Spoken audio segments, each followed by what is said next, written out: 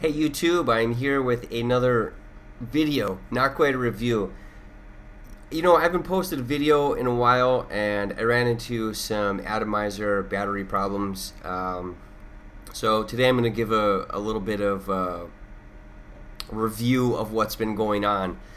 So the main problem right now is this E-Cigs right here. I've been really happy with the E-Cigs device up until now. You know, I've heard this, I've read comments that the E-Cigs has problems with low resistance, and I found out it does, and I found out why it does. The E-Cigs has an output of 2.5 amps, and when you get into Ohm's law, and there's a calculator on the internet for Ohm's law, you find out that you can't go below 1.2 ohms of resistance at 3.0 volts. So the E-Cigs just says atomizer short, and I've been trying with this I think this is it, this number 500 stainless steel mesh for a wick, and it just won't work. I tried, I got a wick right here which is pretty thin. You know, I tried with the regular size. That didn't work at all. It just says atomizer short. So I tried it with a thicker wick, and I know there's at least one forums post I've read that says thick wicks are better, and this just didn't have the vapor output that I wanted. It just wasn't working for me. I wasn't enjoying it. So I got this thick wick of number 500 stainless steel mesh that I might break down and trim off and try and get it to work. But right now this says 1.1 ohms, and I just don't think this is accurate at all. But it's working, it's firing. So it's working. Then you know, I was trying with this thing is really making me nervous right here. My Ego pass-through battery is stopped working altogether, and the light is just on, and I gotta be honest, this is actually making me nervous because I don't know what it's doing. It's not warm, but the light is just on, and we're just gonna set that over there. And that happened because I was putting the AGA T2 on the Ego, and that was working. It was working out really good, and I was trying to get it to work with the even lower resistance, and I was working with the coil to remove a hotspot, and I just couldn't get the hotspot removed, and eventually the light just started blinking. Blink, blink, blink, and I thought, maybe it needs to be charged. So I plugged it in, and then it just blinked every time I connected the atomizer, and now not even my Inokin iClear 16 works. So then the Inokin iClear 16's heat coil finally died. I mean, it still works, but it's got that kind of burnt taste to it, and I'm having a hard time enjoying any type of vape with it. And I noticed some vapor output is diminishing.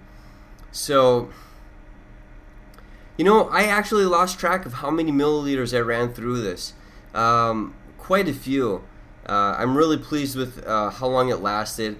There was, you know, a few days before it got unbearably bad, where the flavor started to get, you know, really bad, and I kept turning the voltage down so it was tasty. You know, I could stand it. But now it's beyond bearable, and I guess it's kind of got a visible point here where you can just see that the inside of the wick is really dark. You can see inside the wick a little bit, and it's really dark. So I'm gonna replace this with this replacement heat element tonight, and vape on that, because I really enjoy that Inokin i16. It's turning out to be a really good buy. But I did get some new fluids. I got from Gourmet Vapor, I got watermelon. You can see I have been vaping on these, and pomegranate, and then my favorite, Mead Number 2 by Tyler Starkey. This is a flavor I made. It's absolutely delicious. I love it. If you'll notice, the coloration is, this one's kind of red, orangish red, pinkish red, and this one's like a deep hue red. Well, this isn't the first time this has happened, but Gourmet Vapors flipped the labels. So the watermelon, no, it's still confusing me. The pomegranate has the watermelon label on it, and then the watermelon has the pomegranate label on it. And this isn't the first time they've done this to me. And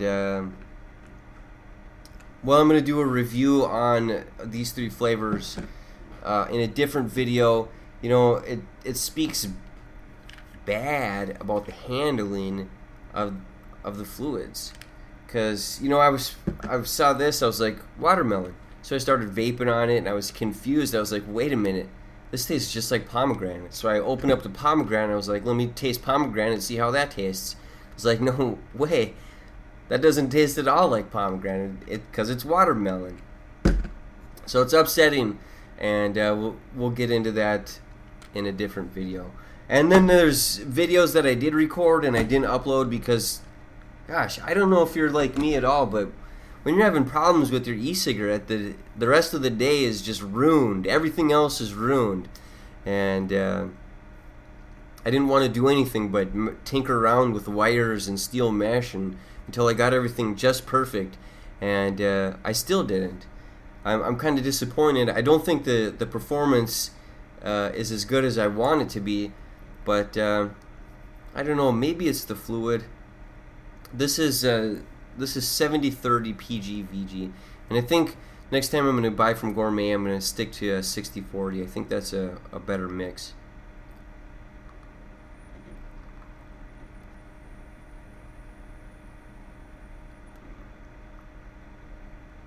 I don't know. I think I'm just not. I'm not quite happy. I gotta say that the